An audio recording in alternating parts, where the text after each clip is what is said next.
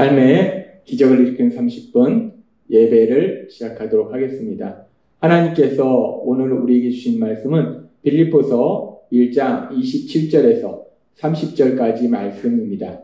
이 말씀 제가 봉독하도록 하겠습니다. 오직 너희는 그리스도의 복음에 합당하게 생활하라.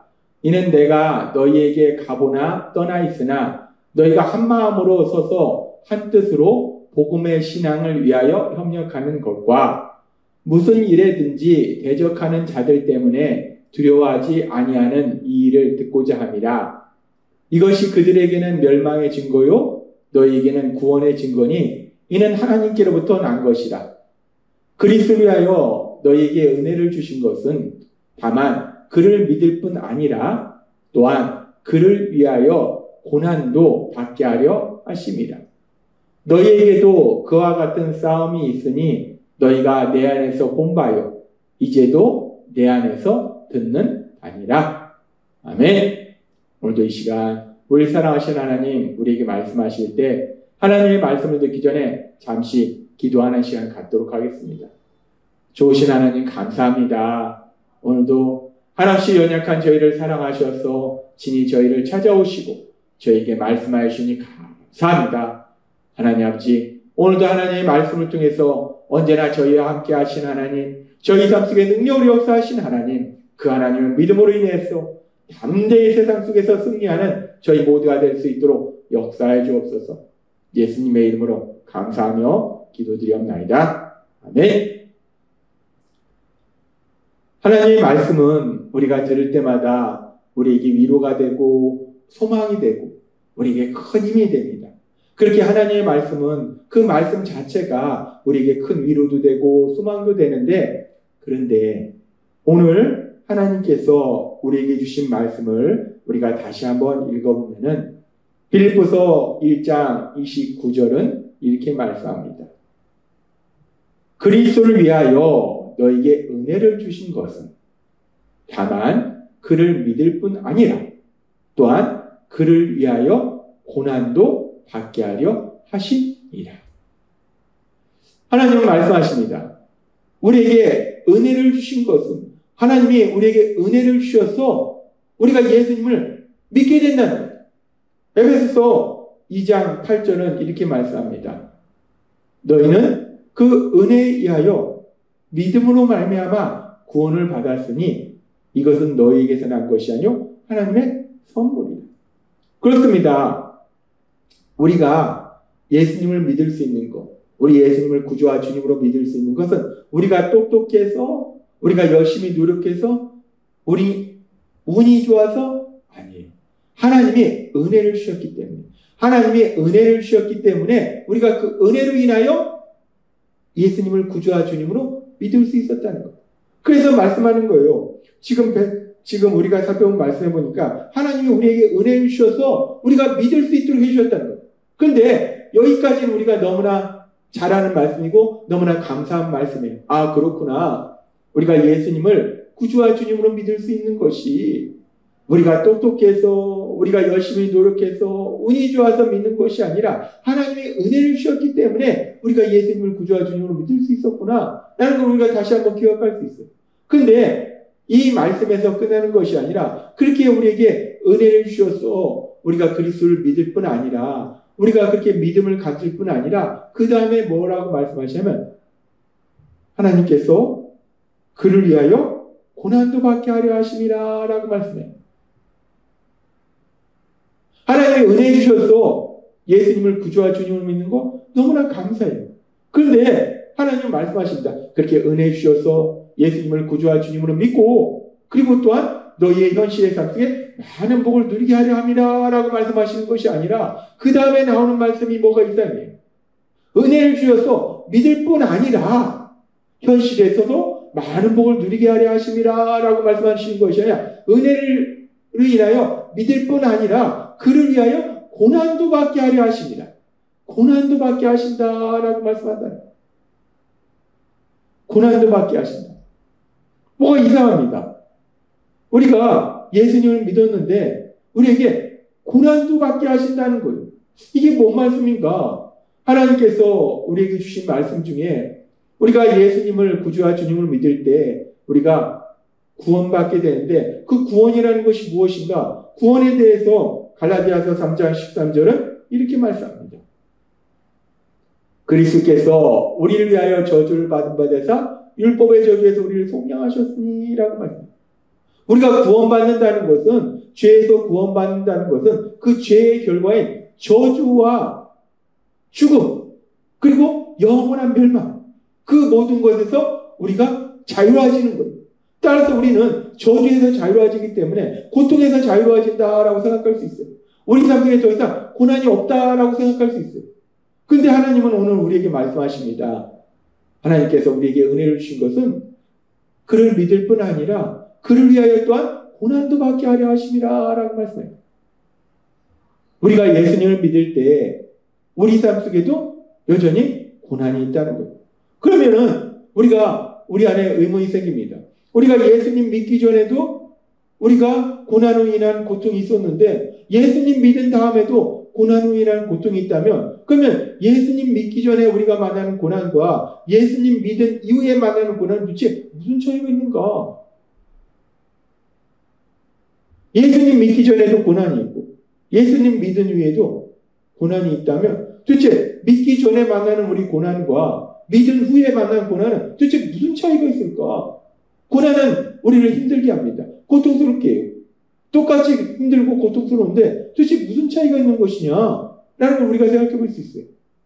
우리가 이런 의문을 가질 때 하나님께서는 이 부분에 대해서 우리에게 말씀하실 때 예수님 믿기 전에 우리가 삶 속에서 만나게 되는 고난은 하나님이 우리에게 계속해서 말씀해 주신 것처럼 그 모든 것이 죄로 인한 고난이라는 거예요.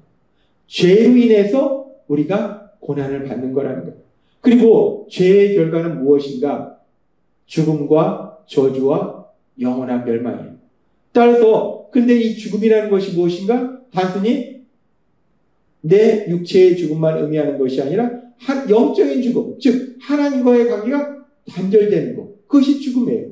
따라서 죄로 인해서 우리가 고난을 받을 때, 예수님 믿기 전에 우리가 고난을 받을 때는 하나님과의 관계가 끊어졌기 때문에 어떤 일이 생기는가? 우리가 고난을 받았을 때 그 고난을 헤쳐나가야 되는데 우리를 사랑하시고 우리를 도와주시는 그 하나님과의 관계가 끊어졌기 때문에 그 고난을 내 힘과 내 노력으로 헤쳐나가야 돼요. 그런데 하나님께서 우리에게 계속해서 말씀해 주셨다시피 우리는 할 수 있는 것보다 할 수 없는 것이 더 많은 그런 연약한 인간이에요. 아는 것보다 모르는 것이 더 많은 연약한 인간이라는 거예요. 따라서 우리 힘과 우리의 지식으로 그 고난을 헤쳐나가기는 너무나 힘들다는 거예요. 그렇기 때문에 그 고난 속에서 계속 고통스러워할 수밖에 없다는 거예요.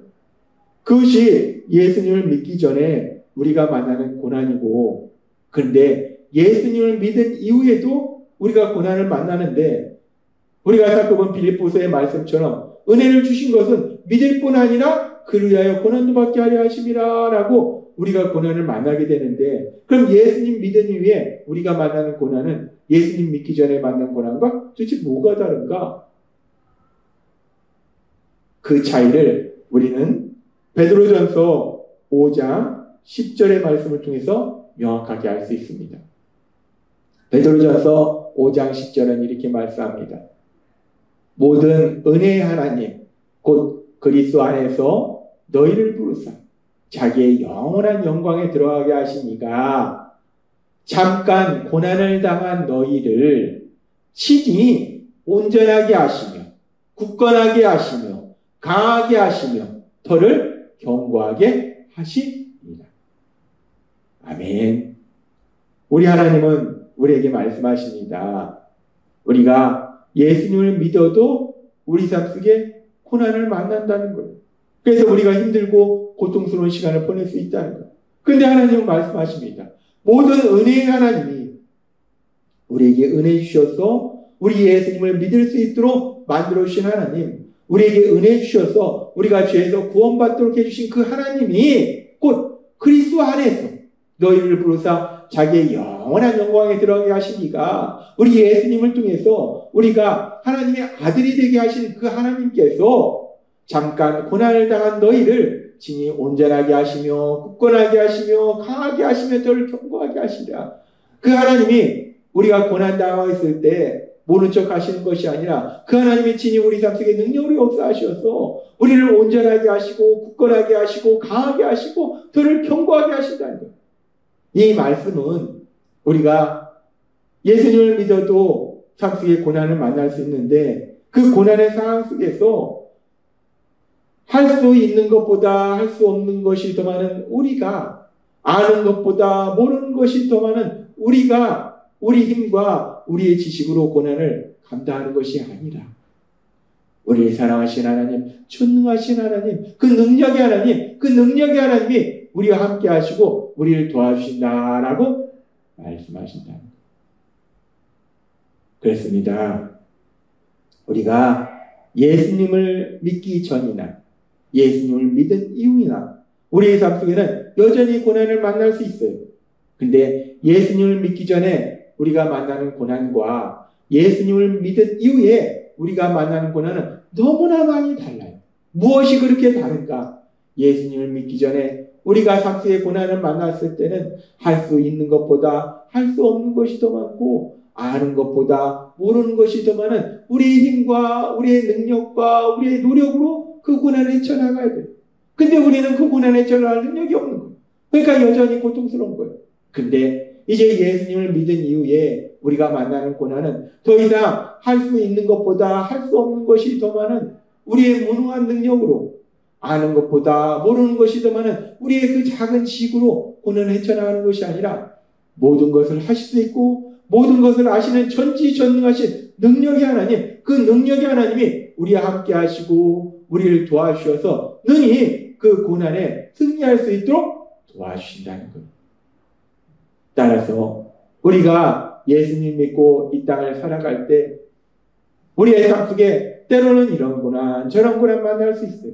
물질의 문제 만날 수 있고 질병의 문제 만날 수 있고 인간관계의 갈등의 문제 만날 수 있어요.